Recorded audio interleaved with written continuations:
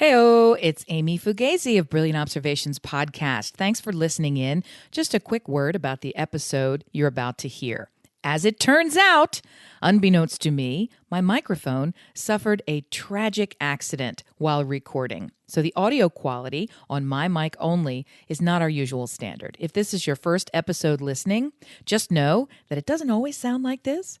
And if this is your always episode listening, then hey, I guess thanks for sticking in there, because although the content is great, the quality, she no bueno. All right, suffer through it. You'll laugh anyway. Thanks for listening. Love you. Bye. How many pairs of jeans do you own? The 5 people and the pit dating game. All this and more on today's Brilliant Observations. Do.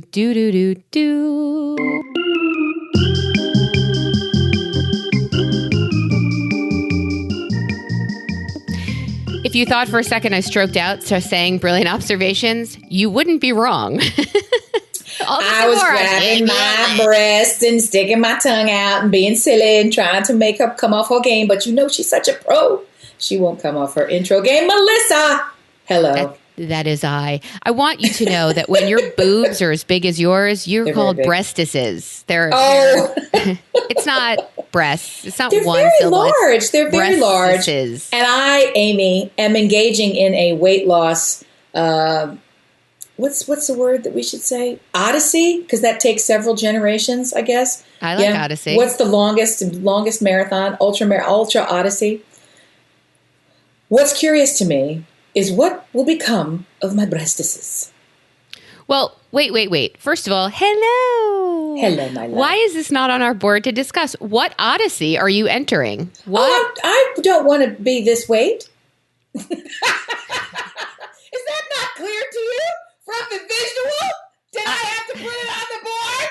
No. By the way, speaking of visual, Amy joins me this morning on our fucking program that we use here to see each other while we talk to you. On still our wearing hey-ho video, and it's not Zoom yet.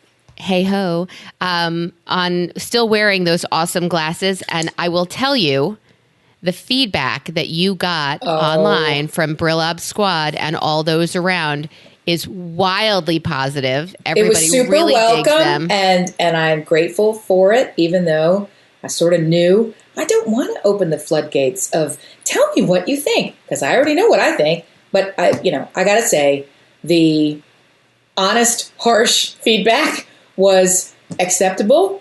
It was okay, and the outpouring of gee, wow, gorge, good, all the social media style thumbs up sizzes. Yeah, that was nice. That was a nice little dopamine hit, and I wish that I had zero response to social media dopamine hits. But I do. I'm a human. And when people say nice things, I enjoy it. And when people say things that aren't nice, I sit and think about that. And how does that make me feel? Do you know what I mean? It's the kind of thing where I really wish that I could look at comments on other people's posts that are about topics that are really, really, really deep, profoundly in the heart for me, and not get all riled up. And I do get all riled up. I don't go out and continue that conversation on social media. I don't dive in all the way and spend days on it. But I mean, even just reading some of that stuff, I can feel my body starting to react. And then I think, what am I fucking doing this for? Why? So I've it's not really good practice for this show, but I definitely take a wild step back. And that is an interesting segue that's not on the board. And I just want to jump in very quickly and tell you. Do it. I had no idea that we were getting some good feedback directly to me on social media from our fun, I was going to say favorite, and I held off because you're all our favorites, but truthfully, our first in mouth favorite, Cameron, sent a video feedback. Did you see it? I forwarded it to you. This just went to me, which is the black hole of social media. So a while ago, yeah? The video of you going to say what? Was it Workaholics? Was that yes. What? Oh, you got it too? Did you was get it that? the perennial yes. sun shining? Yeah, that was a while ago, and I think I talked about it.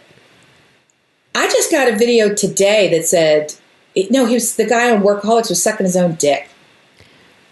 Oh. Right. So, and there's a video of the guy sucking his own dick. It's a TV show, so it's not really happening, but you get the, they set up news. You can fill in the details. But Cameron said, "Oh my gosh, you guys, check it. I was listening to the show, and then I turn on the thing, and guess what? On the TV, here is the ribless dick sucker, self-autoerotic, what's a what?" And he walked into the other room, camera blazing, and said, "Look, here's the TV. Here's me talking." And that's the kind of feedback that we like. Someone with a whole house camera engagement. Very, very exciting. Very exciting. See his home as well. I didn't actually, now that I say that, I didn't look at anything else other than what I was being shown, which is the television. So I probably should go back and work. See this whole social thing. I gotta get on board and understand it. I'm having some social media metacognition struggles, but I digress. How are you, Melissa? I am well. I'm better than that crazy soup full of shit. Before we started recording, we started talking about parenting and judging other parents, and it got really heated. And Amy did what she always does. And she put her fingers in her ears and started humming and said, "Don't you fucking talk to me unless it's on pod." And I said, but. And she said, "Shut your fucking mouth. I don't want to hear it unless we're recording." I'm the only one that has a butt here. That's right. Get going. And I thought, wow, that's very harsh and accepted. That's challenge accepted. That's fine. Before we light it up with how parents parent poorly and we're the best. But see, that was what we were talking about. Right. And I say I won't play that game because I will lose it every time. And I don't play that game anyway just because I some censor button in me is permanently tripped. And I can't. I go, anytime that I'm trying to do that, it just feels really awful in my heart and soul. Even if I fucking agree with what's being said, okay, even if it is completely true, there's something in there that's like, stop. So I have a stop button. But you are saying that you see other parental flaws and you think, I know what I would do in that case. I know how I would handle this. I wish that were my case because I have a heavier load. And I don't mean to talk about your load, but you're a woman, so it's okay. Woo! What I think I do, less than that, because I don't really see too many egregious, because most of the people that we hang around with, the kids are older. I mean, when the kids are younger, it's easier to spot the problem, right? I mean, it's like right, let's play that game. Yeah, so it's like when that happens, you're like, oop, I see it. And then, but see, I don't like to go, and I win. Let me tell you what the answer is. Like, that's the part. I just go, I see it. And then I move on to the next one, like in my brain. Never, and I don't even but I don't like having conversations with it about foibles and massive parenting breaches with others. Talking about other people is really rough on me. You say you see it, you don't follow it up inside your head with, I wonder if they see it, or why don't they see it, or look what they created. They made a monster. Like you don't follow it up with the next logical thought of, what are you going to do about it? Why are you showcasing it on social media? What the fuck? Sometimes I do because I'm unable to tamp those thoughts way down, deeper into the blackest part of my soul. But that's such an automatic reflex to tamp it down. Don't think it, don't say it, move on. So, but I mean, honestly, when you see a picture of some kid that the parent has posted and you think, what the fuck? I mean, right? And by that, I mean, I think I even mentioned it on pod before, it feels really ugly to say it. And I guess I'm going to go there. I'm overriding my censor button. See, my stomach's going. I love that. Override. Okay, baby. So it's a guy that I, on the rarest of occasions, would overlap with. We didn't directly work together like coworkers, but occasionally we would be on the same projects together. And he posted a picture of like a daddy-daughter dance, and the girl, I swear to you, it was such a bad picture. It made me think, is this one of those I found a horrible picture on the internet and I'm making a joke photos? She looked like she was in a full body back brace. She had a look on her face like she wasn't really cognizant of what was happening. And he was standing there smiling, looking like kind of like a douche and a perv all at once. Like it was almost as if they were doing a gag photo. How dumb can we look? And sure enough, it wasn't that. It was just, this is a normal girl in a super unfortunate dress, standing next to daddy with like a weird, that's not pride, look on your face. Like, I knew him. I knew him and thought, you've taken a reasonable photo before. How can you, or someone else will have a child, and I'm usually that parent, whose hair is just, what in the world, ridiculous. All right, like, I'm talking about so crazy. Like, I'm making arm gestures like a halo, like Saturn's rings would be the inner side of a halo of an afro on a white kid. No. I've seen that photo. But the other, my concern with this is choices like crazy afro or comb over or black eye or weird dress. Those are choices that you make that later you'll look at and you'll laugh about. Right now, you're discussing ones that aren't even signs of the times. We could look back at our hair in previous years and be like, wow, boy, what were we thinking? We were thinking the higher the hair, the better. Mm-hmm. We were thinking what everybody else was thinking. But the ones I'm talking about are not the crazy fro, although I do get a holiday card like that on the regular, and I fucking love it. I do get the Christmas letter talking about every child and how they learn to wipe every year, their accomplishments, and I fucking love those letters too. I love Bart. Yeah. I love those. I'm talking about more so the monsters that parents create and then take pictures of or videos of and put on Facebook and say, what can I do? I have some suggestions. Is that rhetorical? Or your kid's a fucking monster. The next 16 years of your life are going to be hell. And I mean, I have suggestions, but for you to not hear it from a friend, seek help. Don't showcase it on Facebook, Instagram, TikTok. Don't put it out there for the world to see, because now all we do is feel sorry for you and judge you as a parent. And believe you me, I am the third to last person who should ever judge anyone else as a parent. Because I don't do math. What does that mean, third to last? Am I in front of you in line? I'm guessing there are people behind me or ahead of me. Yeah, there are people who are worse than I am. I'm number one. I'm not saying I'm the worst. I'm number one! Yeah, I win! Woo! Mostly because I don't learn from my own lessons, which I will shout. Yes, which I will shout. What did they say? In dog training and parenting, consistency is key. And the one thing I can't be. And I'm out. Is consistent. Well, if you're not consistent with your dog, they're not going to be trained. I'm like, well, that explains everything, doesn't it? If you're not consistent with your kids, how many times do you think my son asks me for something specific? Mom, can we? Mom, can we? Mom, can I? Mom, can we? I've already said no to this, right? I've said no, but he knows consistency, not my forte. So I know if I drill in hard enough and she has time to think about it and realize it's not that important, because my first answer is always no, that I'll probably turn it around. But the only person who suffers from my inconsistency there is me. Because then I get hounded and hounded and hounded again. So I am really the victim of this. Same with the dogs. Mostly same with the dogs. I am the victim of my own creation. Well, as a parent with other issues, you're creating a monster for the world.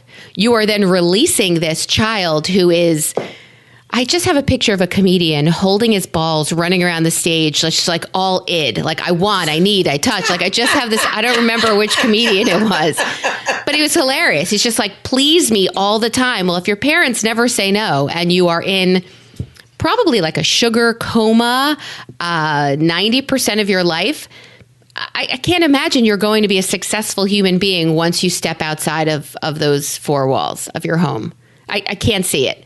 So seek help instead of posting it, or somebody who doesn't like you that much should really comment that you need to get help for your kid because this isn't a healthy environment. And then you can podcast about it and be judged. That would be great. Yeah. Or you could write to the Brilliant Observations podcast for advice. We are brilliantobservations@gmail.com. You can drop us a line on Facebook, Brilliant Observations or under Brill Ob Squad, or you can go to any of the other socials where we're Listen Brilliant. You want me to spell that for you? Because I don't think you know how to find it. No, they can't spell. Listen, I'm gonna do something real quick as an interjection, and I'll explain interjection at the end of the show. Or emotions. So for the majority of you listeners, this won't make any sense because you won't listen to the end of the show. All right, so here we go. I'm just going to say the number. It's 30 and a half, so that means 31. So 31 cents. Okay, now over to you and our board. Gosh, I wonder, I'm going to listen till the end because I want to know what 31 cents means. Well, now I know what it is, so I won't say anything. All right, how did I start? Dear friends, how many pairs of jeans do you own? Oh, fuck, I was supposed to go count. I was thinking about this a lot when I saw you post it, and I wanted to come prepared, and I debated, should I count them or should I try to recall it from memory? Should I think about it? And then after I had those 3 sentences roll through my head, I never thought about it again and did nothing else. So here we are. And because part of it is it's a real sensitive topic for me. It makes me feel kind of vulnerable. How do you feel about how many pairs of jeans do you own? Skinflint? Let's start with answering. How many pairs of jeans do you own? But I asked you, and you still haven't answered. Give me an estimate. Because, what I don't know what the purpose is. Why is this triggering you? You made me take that quiz the other day, and I couldn't. When you asked what color defines you, I still don't. I just made it up. Red. Give me characteristics of red. Blue. Yellow. Blue. Okay, jeans is a similar one. So I don't understand how. I'm already fucking vulnerable on this fucking show, and all these fucking people know all my fucking things, and fuck. Okay, so I have 3 pairs of jeans that I wear and rotate regularly, and then I have a whole bunches hanging up in the closet that I could go count, but I don't wear them because they no longer fit over my sugar-addled arse. So, I would guess, visualizing my closet in my mind, 4 extra. So, including all the ones that I'm forgetting, 10 total. Rookie. Okay. Rookie? Yeah. So why? if we're counting 2. No, that's actually I think that might be the perfect number. How many pairs of jeans would you say is too many pairs of jeans? More than 10. More than 7. Maybe you got different uses. Wait. Okay.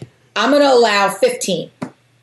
I'm going to allow a sum total of 15 because that covers seasonality, quirkiness, varying expense, utility, and other categories that I haven't given any thought to. 15. Go. Yeah, I have more than that. What? Why? How many do you have? So I posted this on Facebook to ask. Stop. I posted if it to takes ask. that much preamble. Buckle in, kids. Okay. So I got a lot of jeans. Can we all agree that a good pair of jeans is hard to find? No, and you don't wear jeans a lot. I used to. It used to be my uniform was jeans and a t-shirt. But that's aware and why. Because that's the thing. People who look like me wear jeans until the jeans are no longer fit for human use. And then those jeans get thrown away. People like you think jeans are like shoes. And once you buy them, you always have them. They're like teeth. Once they arrive, they don't ever leave. They're just part of your life now. They're like teeth. And you got to make more room in your life for the extra teeth because they're with you permanently. God. Not me. I wear jeans, and then the jeans go, I'm tired of you. And they rip and break and fall the fuck apart, and they go into the garbage trash. So I was on TikTok, and I saw a way to fold jeans that like you lay them flat, you fold the legs up, you fold them up again, and you fold them in half, and they are streamlined. Why are you shaking your finger at me?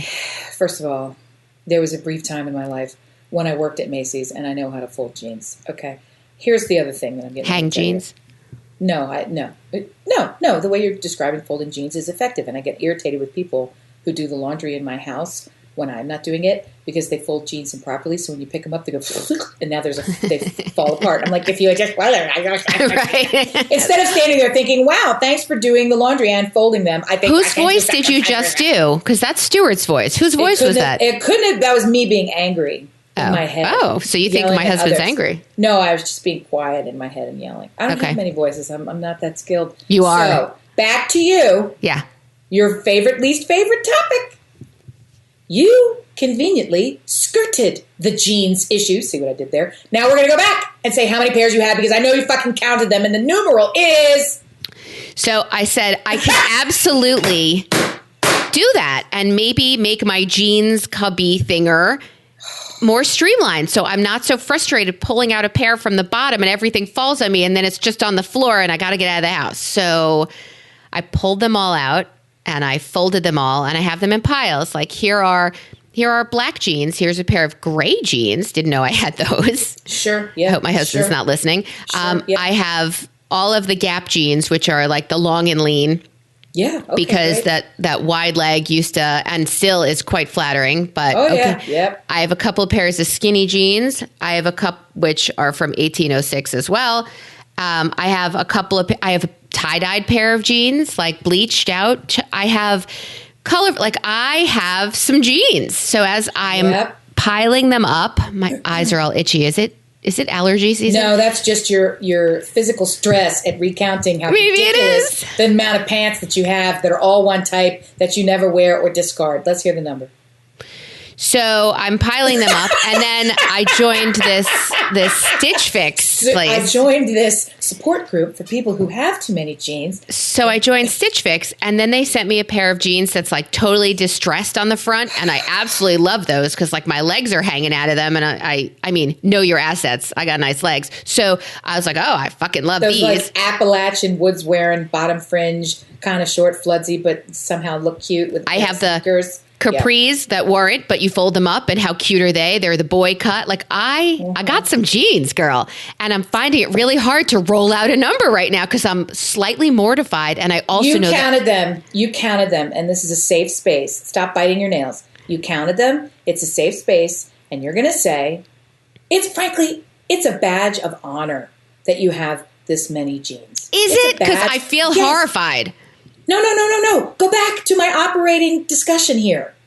If you were talking to someone who was also 6 feet tall and weighed 80 pounds, such as yourself, I too might have a closet filled with 400 pairs of pants. Okay? How many pairs of jeans do you have? You're holding up numerals. You got to just say it out loud. Say it, rip the Band-Aid off. I put a picture of my fucking face out saying, hey everyone, let's tell me what you think of my face. Why did I do this? We are here inviting criticism. So your turn. How many pairs of jeans so do you have? I stroked out after 50. So you stopped counting after 50. Yeah, because I was like, this seems like I have a problem. It seems like you could wear, that's the thing, you could wear every single pair of jeans for 2 months. Yes, I know 50 technically, but come on, she didn't count them all. You could wear 2 months straight of no repeatsies. Just 1 day of pants. And you still don't have to wash any? That's a lot of jeans. I'm not saying they all still fit. Like I have hopes for some of them, and I have Sure. Yeah. But I definitely donated some after that realization that I have too many. But when they send them to me now on Stitch Fix and they fit nicely, they're brands I never would have purchased. It seems like more of a problem now because all I wear are exercise clothes in the morning and some sort of comfort pants in the afternoon because I don't really leave the house. So I haven't seen them in ages, but I'll tell you, this is a good conversation starter for our super active social network of dear listeners, right? They love to give us feedback. So this would be a brilliant topic for them to engage and connect with us over. I'm not the right audience for this conversation. People are probably listening to this going, yeah, I would be lucky to have 50 because I have 150. Because oh my God, dear listener, tell me about it, please. I want to hear. I am not a good person in terms of let's go through the closet and see what's there. I'm not that person. I also, if you want to talk about how much money you've spent for a pair of jeans, if I've ever paid more than $35 for a pair of jeans, I probably would collapse in the middle of the street with a trauma response. I just don't. So, and I know people that regularly spend more than $100 on a pair of jeans and keep them. that's the other thing. If buying them is like a pair of shoes and they always fucking fit you, why wouldn't you get the pair that makes your ass look divine or that makes you feel like a superhero? And why wouldn't you hang on to them? Right? You maybe have 2 or 3 different ones that you really only can wear in the spring. So they kind of only count as one pair, not 3. Different color jeans. Ooh, I like your math. Yeah, I'm just trying to say I'm not the right person for this categorization. You don't have a jeans problem. You don't have a jeans. Here's the other thing. Just buy a bigger house. I mean, you're already kind of in the works with this, right? We're going to downsize. We're not going to buy a bigger house for my jeans and T-shirts. Downsize. Okay, then make fewer people live with you and create a jeans room. Oh. Right? There's lots of ways. I am going to be downsizing people in my home as my son leaves in the fall for the University of Pittsburgh. And I have to tell you, what does your husband mean when he says Schittsburg? What do you think he means? Take a seat, Schittsburg. Is he talking about the Schittsburg my son's going to? Yes. No, he doesn't care from fucking college. Take a seat, Schittsburg. The Schittsburg, it's not the Pirates. What are the, hang on. What are the hockey team for Pittsburgh? Penguins. Yeah, the Penguins. I can see their ugly logo with that stupid bird. I don't know. Take a seat, Schittsburg. That's just what you say. It's like, good morning. That's not what we say. Yeah. Good morning. Lights out, meatball. That's you and your family. Fuck. The Flyers must have beat Schittsburg at some point, so take a seat. Honestly, the genesis of the story is even stronger than that. It's completely meaningful to anyone with a pulse that the Pittsburgh Penguins, even saying it makes you kind of want to go brush your fucking teeth. I don't think so. Okay. So we were out 1.5 million years ago when people could go out, and we were there with his best friend from college, and we're in one of these bars where everyone is there just watching the hockey game, and it was getting a little rowdy, and the I don't remember if it was the Flyers or the Devils, somebody, because his best friend is actually a Devils fan, and we can still be friends. I mean, we're truly God's people, that we can be friends with these people. In any event, so something happened where the favored team finally scored, and Bill, the friend, pops up just as loud as they, cuts to his feet and screams out in a full-throated man voice, "Take a seat, Schittsburg!" And everyone in the whole place just erupted with laughter because it was such a hi, we're here having some nachos, and how have you been doing this with our kids? And then all of a sudden there's this beer swilling, screaming lunatic. It was just... I love that, but I don't like that it's Schittsburg. We have fond memories of Take a Seat, Schittsburg. All right. He's... I'll have to talk to him about that, as I can't even say the land of 5 rivers, is it not? 3 River Stadium, but okay. Fine. They can have all the rivers they want. How many pairs of jeans do they have? The land of 5 jeans. Isn't it Heinz now? 5 rivers? Who said they have 5 rivers in Pittsburgh? 3 rivers, 5 River Stadium? No. So 5 lakes? I don't fucking know. Getting rid of this boy to Schittsburg. Yes. He has to pick a roommate. Right. So basically what we're doing is like the Pitt dating game, because we are going on this Instagram site that people post, "Hi, I just committed to Pitt and I'm looking to make friends and for a roommate." And here on Instagram? Well, yeah, where else would it be? Discord. They had a Discord server. My son goes to a super nerdy college. No, my kid's on Discord. They created a new, they put them into categories, and you could pick the Discord category that you wanted to be in if your interests are, and they would put arts village or engineering or, I'm so the lonely school and smelly.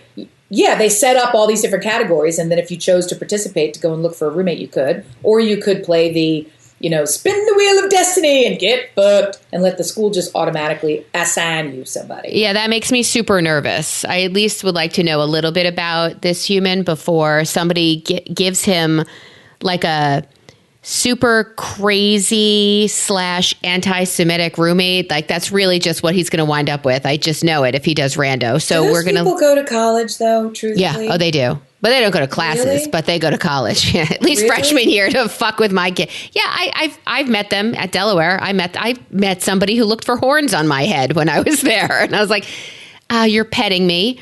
I wish you would stop." And he's like, "Well, I thought you hid your horns real well in your curls, but I don't understand. God. Yeah. So run. Yeah. That's Gross. how that evening ended. Fucking gross. So I feel like a shitheel because I'm looking at these. I'm only looking, first of all, it's 90% girls on this page.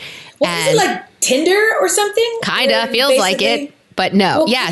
So is he going to get a girl roommate? No. That's kind of. I'm looking at just the boys, and there are so fewer number of boys than there are girls who are taking pictures in half a shirt or a third a shirt.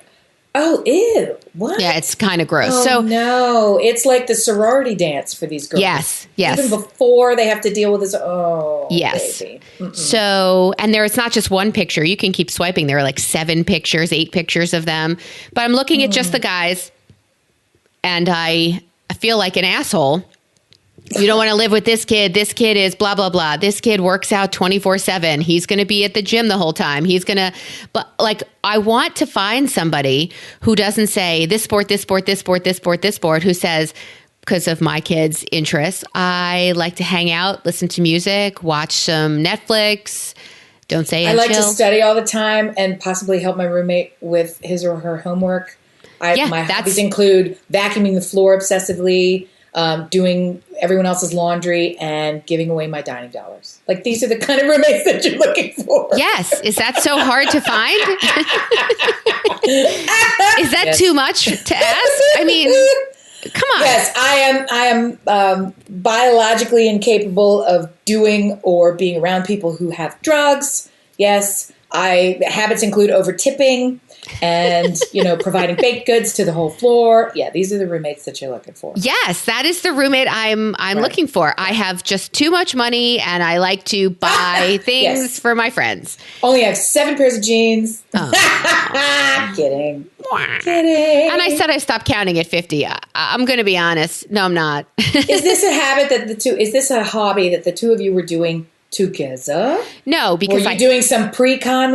Yes, I asked him to find a roommate. He's like, crack, Mom, there's nobody on there. I'm telling you, there's nobody on there. Get out of his crack, Mommy. Well, he's not doing it. And Honey, who cares? Here's the thing. 2 pieces of it, more than 2. I'm not going to bother trying to categorize. Okay. I had the greatest roommate experience at college. When I first went to college, I was in a single. I had no roommates on campus. Then I wanted to go off campus, which on our campus just means you're paying money to someone privately, but you're really still within 6 footfalls of the campus. You're on campus. It's right. Okay. So I was in the student center, and I looked up on the wall where there was a board with one of those handwritten pieces of paper with the little tear-off tabs at the bottom. I looked at the number, roommate wanted, listed the address. I pulled off the tab. I called them. They said, yes, you've got the room. And on the way over to the house on my 10-speed bike, what's up, college? Okay, I was mad. I was thinking to myself, I have to bring donuts. This is a huge fucking mistake. I have no idea who these fucking wackos are. We spoke to each other on the phone as strangers in 8 seconds and agreed to live together and blend our money. Like, what am I doing? And by the time I got over there, they had the same reaction. And we kind of stood on the porch and we're looking at each other like, did we just fucking do the stupidest? Like, what are we doing? And that shared reaction was so level setting that we were like, I guess we can try it. We're not crazy enough that if this doesn't work, we could really kind of get out of it. And I love them and was roommates with them for 4 years, and they were all in my wedding. Perfect. You know them. You never hung around with me in college. You would have known them if you hung around me in college, other than looking at me like, uh-huh. They're great. So, surprise roommate situations can be great. Absolutely can be great. And the other thing about this is, get out of his crack, Mommy.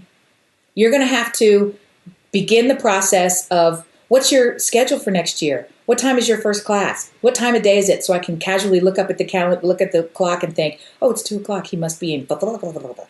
Nope. You begin the process of desensitizing yourself to knowing what the fuck Let he's it doing. go. All right. Let him go. Is that what you're saying? Stop playing the pit dating game. I'm not saying that. He is well situated to manage his affairs in this area. And if he decides, I don't fucking care if it's safe or healthy or fun. Then he can make that decision and learn within the first 2 weeks, and he will call you to fix it. Like, this is the flip of the situation. Instead of proactively setting up the barricades that he's going to continue straight down the center of the bowling lane and get the strike, he's got to actually get into the gutter and then figure out how to fix it. And they'll always be calling you. So I feel that way. You're not getting out. Yeah. I feel that way about scheduling and classes, but the reason that I don't really feel that way about his roommate is because, and here comes my segue, you can thank me later, is because the people around whom you surround yourself are the people who help shape your life and the way you think and the way you interact and your actions. So if you're going to surround yourself with fucking idiots who don't do work, if you're going to surround yourself with kids who are drunk the whole time, or surround yourself with kids who are only at the gym, I think he needs to surround himself, and that includes his roommate, with people who are there for a reason, who can hang out and have fun, but are there for school also. So, I mean, it's a tough lesson to learn. And when you're a kid at 17, 18, you don't really know that you are the people with whom you surround yourself. I think he might know that more than you think. And that is a topic that I want to talk about, the 5 people, right? We talk about this quite a bit. I'm just going to interject a meaningless number again.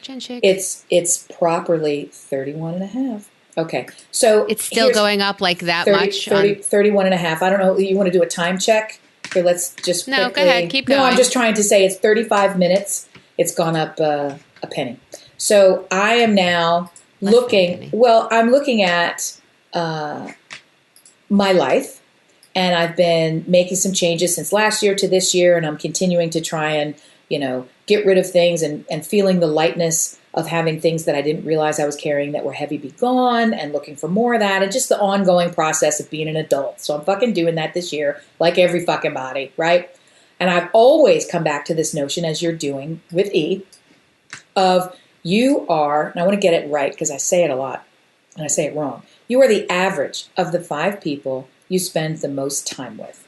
So that's something that I try to drum into my kids' head. I try to remind myself of. You are the average of the 5 people you spend the most time with. And what's important about that is when you have one person in your common life, your regular, all the time influence life, you start to forget how much their habits, how much their attitudes, how much their personality, how much their strengths and weaknesses are merging into your life, and frankly, creating things that you're taking on as tasks that maybe aren't good for you.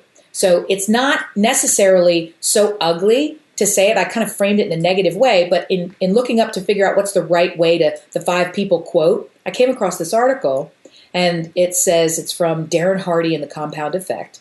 And here's the quote. According to research by social psychology, right? Oh, I read that. Yeah. It's a fantastic quote. According to research by social psychologist Dr. David McClelland of Harvard, quote, the people you habitually associate with determine as much as 95% of your success or failure in life. Sounds like you're fighting my cause here. I read that article. Oh. Yeah, I read that. I did homework for this. Who do you think what? I am? No, I know you're great. I know you're great. No, all I'm trying to say, go. Talk. No, I read this article, and I stopped this past year. With whom have I been spending my time? Me. And my question came up, did dogs count? Because, I mean, we haven't been out in the world. I wonder how this affects our last year, where we really have just spent time with each other in your own home. Is there a change in people? Because I know there are people that I used to see through school who raised their children who were very angry, who were very negative. And I definitely felt when our kids were playing that I absorbed some of that negativity after hearing it all the time, and all the complaining and all the whining. And I thought, and I discovered it when I saw how they would deal with their children. And when some of those words were like creeping into my head to say to my kids, I pulled back from those friendships so quickly. I do not want that. And I completely agree that you definitely absorb like sponges. The 5 people, I mean, it was a very smart way to put that. I have not had 5 people in the last over a year. I have not had anybody really. So is this just me? Well, is this authentic? And that's an interesting spin on where this conversation can go. I was thinking about it in how difficult it is when you are thrust into these relationships, and it's not necessarily your purview to change them. It's someone that you work with or are forced. You're never forced to work with anybody, but for the majority of us, in the majority of circumstances, you're going to accept working with that person. And that's a kind of forced. You would choose not to, but the choice is so much worse than the outcome of simply being around this person. So that contributes to, I did for a while, a mental mind fuck that I'm glad that I'm not doing as much, where I would approach the situation knowing full well and say, I'm going to uplift. I'm going to be, instead of taking on the negative, I'm going to overcompensate by training up the positive. I'm going to reinforce and alter this person and control the situation in ways where if it starts going in things that are negative and destructive, I'm going to reframe it because that's easy enough for me to do. And I can do that. And I can have that influence. Well, it's a losing game. And I put a lot more energy into something that I didn't need to. So aside from all that was fucking stupid. No. I love the notion of it, but I had stacked the deck against myself and was using that as a way of saying, no, you didn't. Let's pretend there's not 50 pairs of jeans in the closet. I won't count them all. And then there'll be less. My point to you, which is really interesting, is in the 2020 through never version of our COVID lives, you have had 5 people in your life because you've spent more time with your own cohabitants.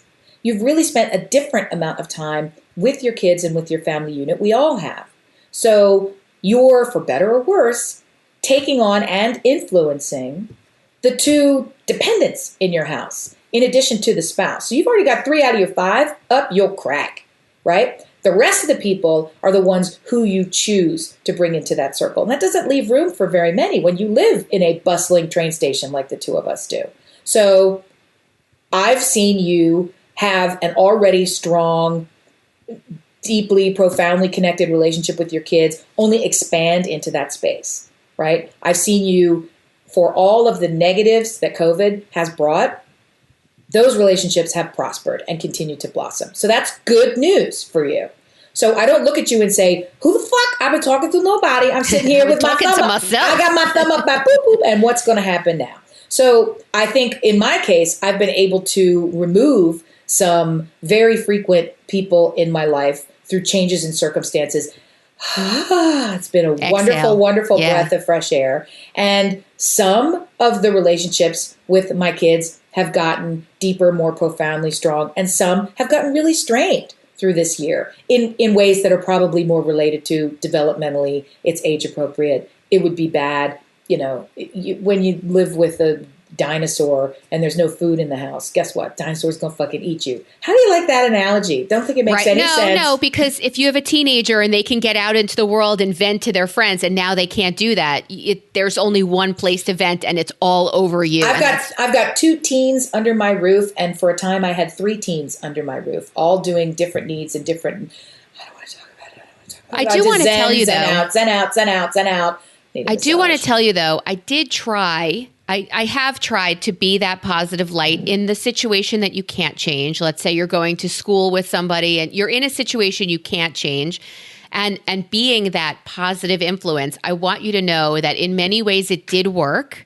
It hurt me, but it helped the children of these other people because they knew where to find the love, right? So your kids are out playing, or you see them and they fall and they get hurt and they run to you for that affection, the love they weren't getting, the positive, so it did help other people. But it's a very, that you're right, it's a losing fight. If you can get out of it, because you're not going to change that person.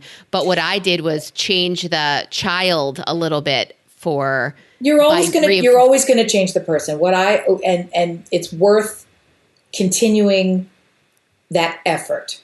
What I think is unrealistic, if you're doing this, which you may not have been doing, is to expect change. I definitely was doing it, was to overcome the situation and expect sort of transformative whole life kind of change. This is all going to just do nothing but get better. At a certain point, yes, you can influence things for the better, but some things ain't never going to change. And that means in yourself as well. So, it's hard to realize 31.6. It ain't never going to change. It's really hard to really accept that, because you see something and you don't like it, and your natural instinct is, let's get rid of this, or let's change this, or let's show this person the error of their ways. And right. I'll be the great example. I'll do the thing, and over time that'll wear off. And what I didn't account for was I am not impervious to bad habits wearing off on me. And I saw them when they were starting to happen and excused them away. But the difference now, and the focus now, is how easy it is to live life surrounded by people who are so fucking much better than me, that all I got to do is watch. Like, if anything, I should be having hangups at night thinking, God, I hope they don't wise up and realize I can't be this negative influence in their life because they're all so fucking good. Do you know what I mean? It's like I receive so much more. I'm the one. Yeah. Yeah, I'm the weakest link. I'm the weak link. Don't tell them. Maybe they won't figure it out if they don't look too hard. So anyway, I'm doing this weight loss thing, that's pay attention to what you're doing thing, this trying to not have the first 3 months of the year be the whole rest of the year in my life. Like, I'm doing a whole bunch of self-actualization and self-help, and I want to just kick myself in the face every fucking moment, because I'm not the gridded, time-charted, let's do this thing and then move into the next peaceful zen and then hurry up because you've got to also journal.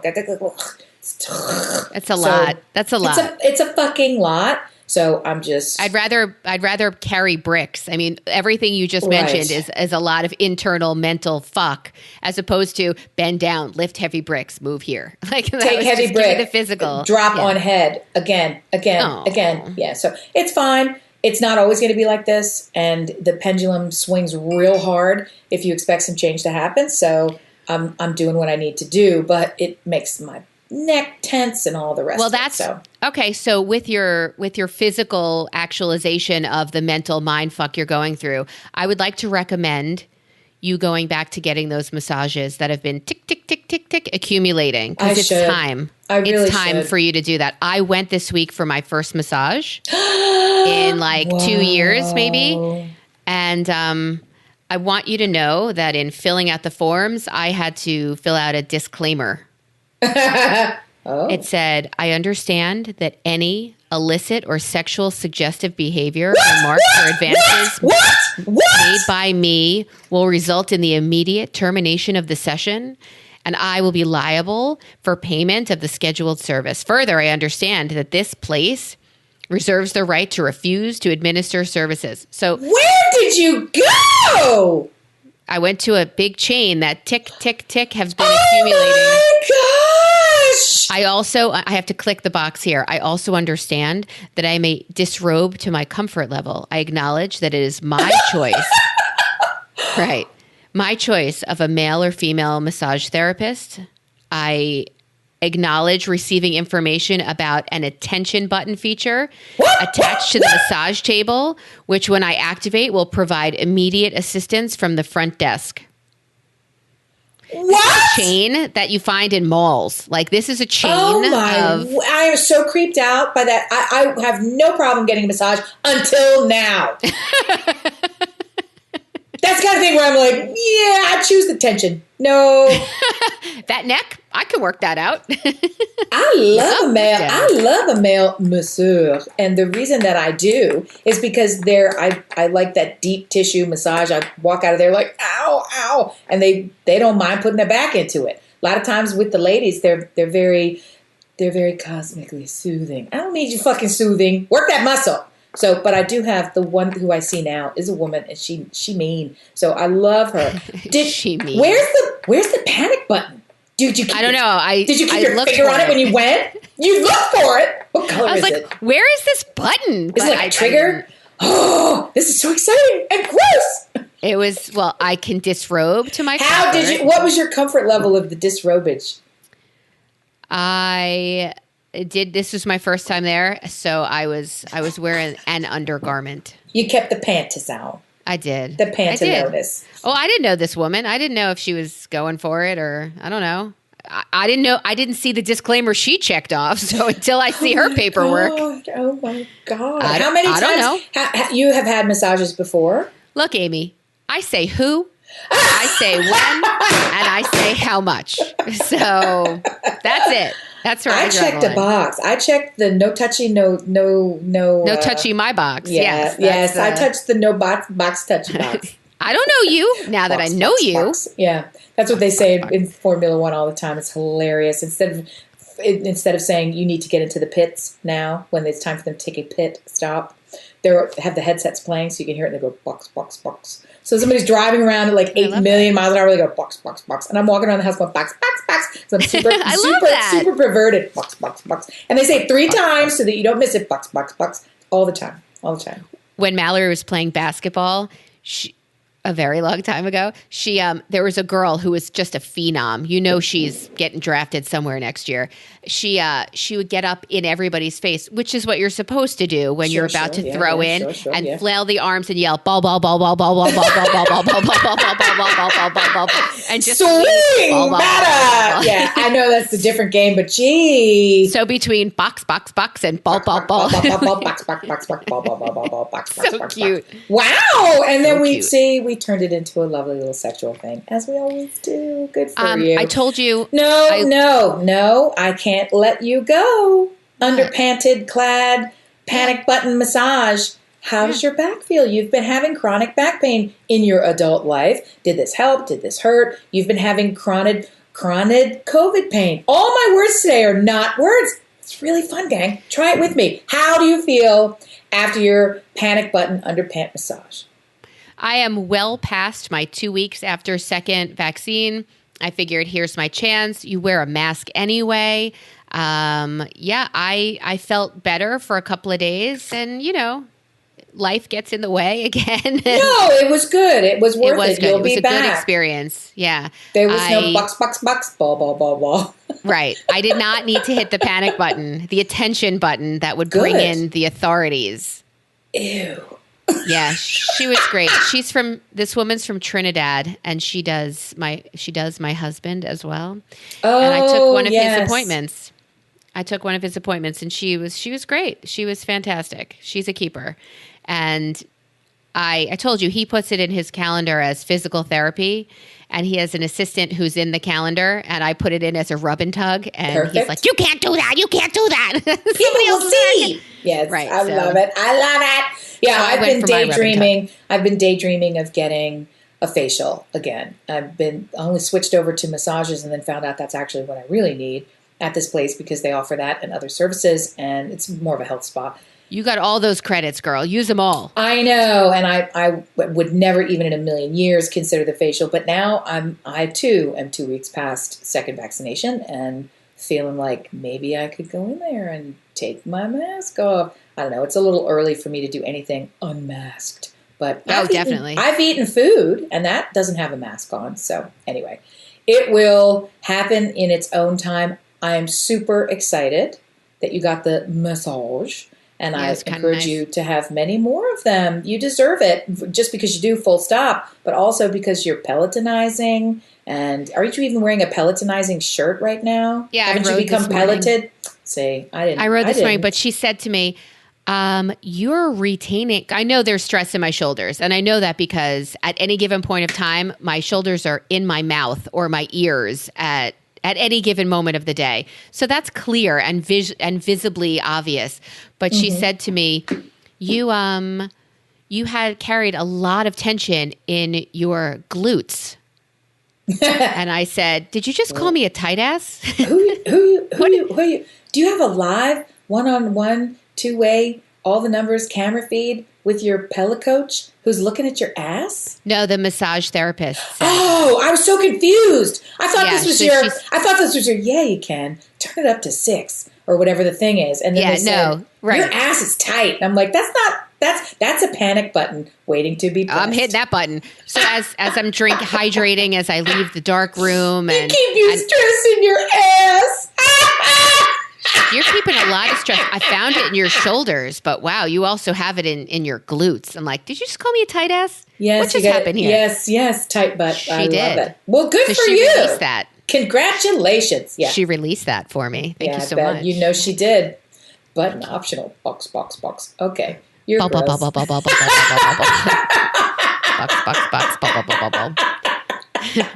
That's so our cover art for this episode. Box, you box. saying box, me like Yes. All right. I did it again. Britney Spears and Melissa Brilliant did it again. We took our kids, both kids, this weekend to see the pile of bricks. And Beach house, bingo. We're in the car and I'm like, oh my God, I just made fun of us last week for going on a cruise and making them take pictures. And I will send you the one picture that I got out of this trip. So Stu's like, 30 pictures, kids. I need 30 pictures. And they have AirPods in. They don't even fucking hear us in the car. We have our own mix going. We're having a great time. Totally forgot they were in the back seat. That's the best. Yeah, totally forgot they were there. And so we took them down there and promised that we'll never do it again until there's a house to walk through. Don't promise them anything. They can fuck off. Did they enjoy the trip this time? We had a really, really good lunch. We ate it in my car, but we had a really, really good lunch. We stopped at this little restaurant next to our house, like 2 houses down to the main road. And I got the best omelet I think I've ever had. That's a very fortuitous sign. And I'll tell you what made it the best omelet. What do you get in a regular omelet? You're going out to a restaurant. What fixins do you put in your omelet? Keep it very, very simple. Cheese. What kind of cheese? Usually I would go for Swiss.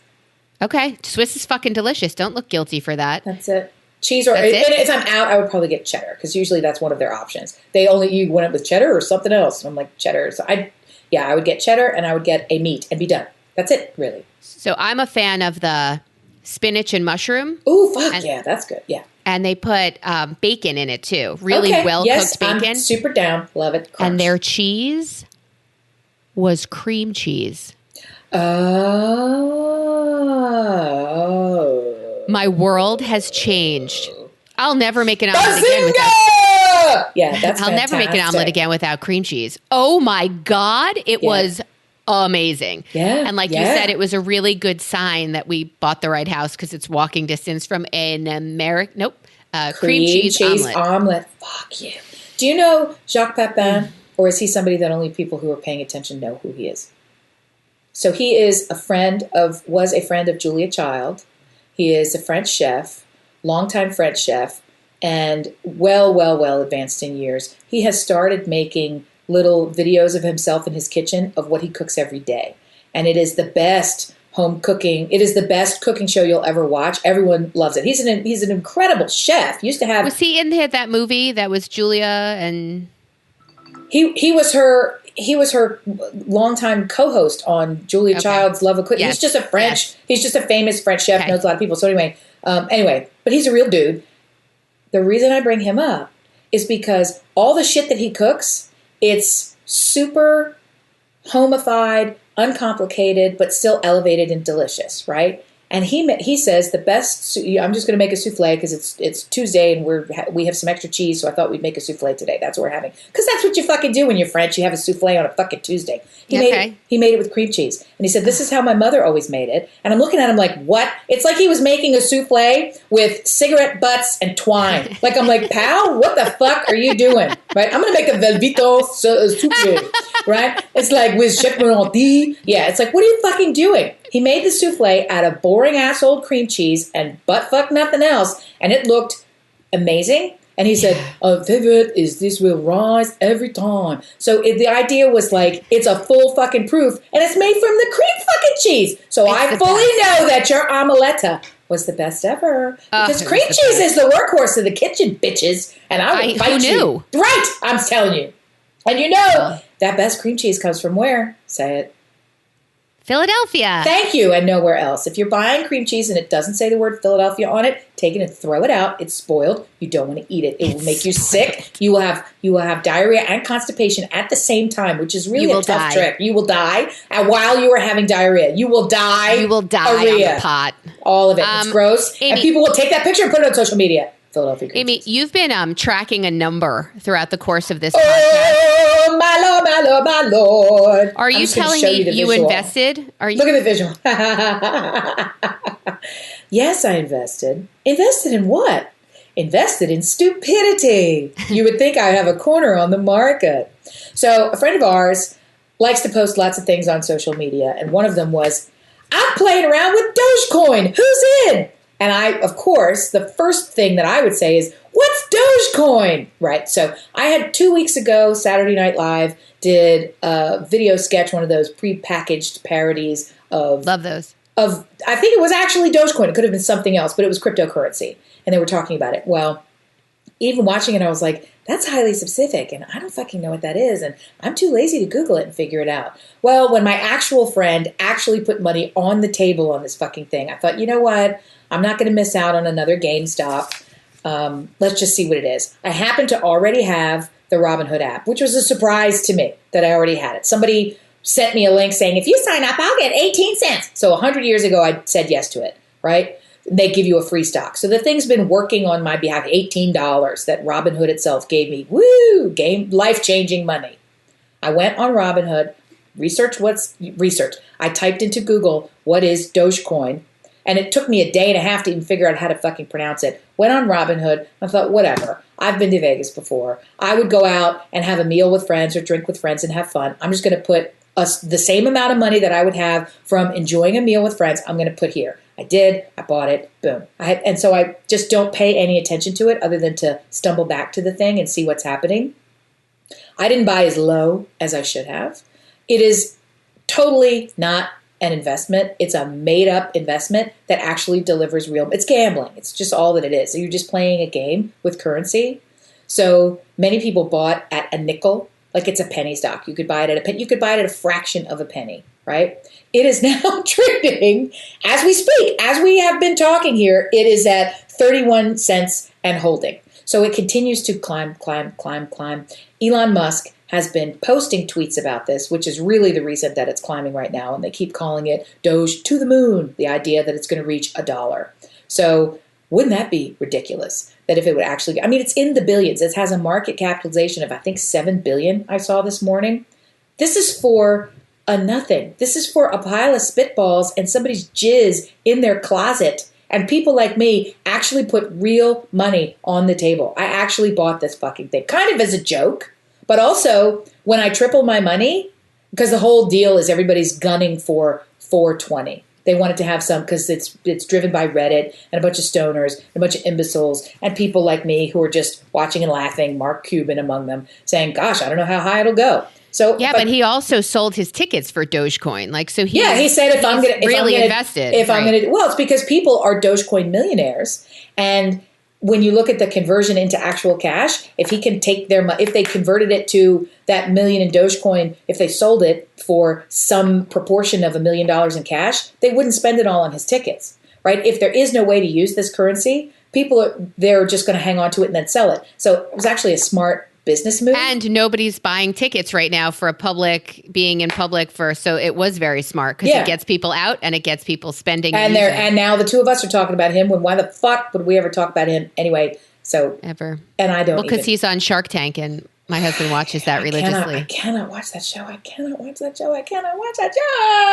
Anyway, so I was just curious how volatile it would be in the space of this hour because it is so ridiculously volatile. And by market fluctuation of a penny on a penny stock is a lot of fucking fluctuation. So anyway, watch the space to see how much money. I fully intend to lose 100% of my money. That is the kind of money that I'm invested, which I hate to even use that term, that I gambled on this entertainment vehicle. Right. When we used to go to Vegas or Atlantic City, we would say, this is the cap on what we're dealing with. Melissa's going to use it on food and drinks, and Stuart's going to go to a table. And then I walk by the table and he gives me the initial investment, right? So now he's playing with their money. Right. And my choice is, do I use his money for more food and drinks, or do I put it in my pocket? And perfect. Put it in my box. That's the thing. So yeah. So I'm fooling around with this, and I am really curious and desperate to hear what our friend invested at the price she invested, and if she continues to make money, or if she's already lost it all, or if she's the kind of person that I think would be, she's a little fickle. So I think she may have already lost interest in peas. See, here's the thing with other cryptocurrencies, you mine it, it has places to use. This one seems like it's trying to be, I mean, I don't know, it feels very much like playing that Doge doggy thing. We were driving yesterday to the beach, and I saw this little Shiba Inu with his face out the window, and Mallory said, "Isn't that the Doge dog?" That's all this is. That's 100% all this is. Is that how you pronounce that word? Because in my head, I've never said it. It's just D-O-G. I looked it up and listened to several videos, including CNBC, to hear it pronounced before coming on this shore, because I was calling it Doge because it looks that way when it's spelled that way. D-O-G-E. And it's an acronym, Do Only Good Everywhere. So, which, by the way, I completely support. I like your motto. I would like you better if you would triple my money. I have a last question for you. I will answer it. And I don't know, it could be a 60-minute question, or it could be no. The Olympics are supposed to be in Japan in like 3 months. Gotcha. What are you thinking about that? Do you think they should cancel them? Do you think what's your thoughts, hopes, fears? Do you give a fuck? No, I have a soft spot for the Olympics always. I haven't been tracking whether or not they will occur in Japan. My thinking is that I would be amazed if they can pull it off, and I fully endorse and encourage them to pull it off. Now that we have rampant availability of vaccine, I say yes, go as fast as you possibly can to make this happen for the athletes, which is the only thing I care about always. Right. I really don't care if they decide to go ahead and there is no one in the stand, or you can sell one ticket, one attendee per person, or however they want to do it. Per country, nobody cares. I'm totally down. It would never work that way because it's frankly an economic vehicle more than it is. But yes. I'm into it for the athletes. And I say, fuck yeah. People's lives and professional careers have been fucked up by the circumstances of our globe enough. And it's the faster we can pull things back onto the table. I say go. I say do it. I say who. So even though last summer, it's the summer 2020 Olympics. That's how my mother says it. 2020, like Barbara Walters. 2020. So even they're still called the 2020 Summer Olympics, even though it's 2021, and they had to cancel it. And there are more cases now than there were last summer. You still think they should push forward? Yeah, I think that they should adjust their vaccination requirements. I think they should adjust their rules and regulations to make it as safe as possible. But fuck yeah. I honestly, at this point, enough people are engaging in closer contact with lower benefit. I don't know how to say it. We've got to prioritize some things. That is something that we as a global community should prioritize. I absolutely think so. Among a vast many others. But yes, we can pull off the fucking Olympics and we can do it safely.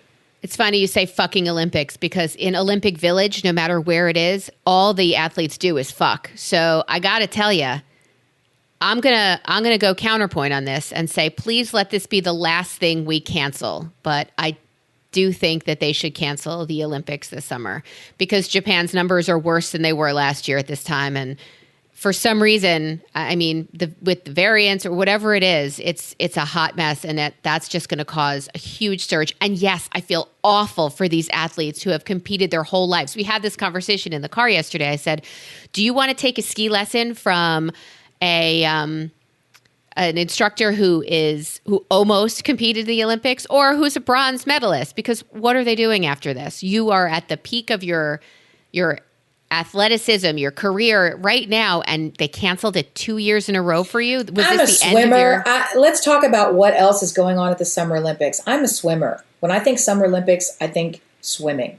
And you're trying to tell me that I can't wear a mask up to the block, take it off for the 8 seconds before they blow the whistle, then physically be underwater, then get out and put a mask on when I'm fully vaccinated and feel safe? I can do that. What other sports are there in the summer that are full face, full contact sports that either can't accommodate a mask or... Basketball?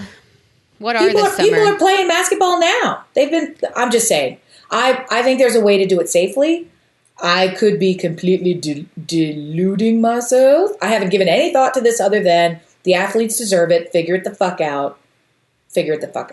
I definitely think they deserve it. I just don't think anybody's figuring it the fuck out. I think it's, I mean, why aren't we all vaccinated already? Like, why aren't we further? Because we can't figure it the fuck out. We're not doing it. And we stopped with Pfizer, we stopped with J&J, the one and done, because 6 people out of 7 million had a blood clot, one of whom has died. I think it might be potentially up to a total of 8, or I could be confusing it with a meme I saw, which was fewer people had a fatal blood clot with J&J and we stopped the vaccine than died from gunshots in a single hour today.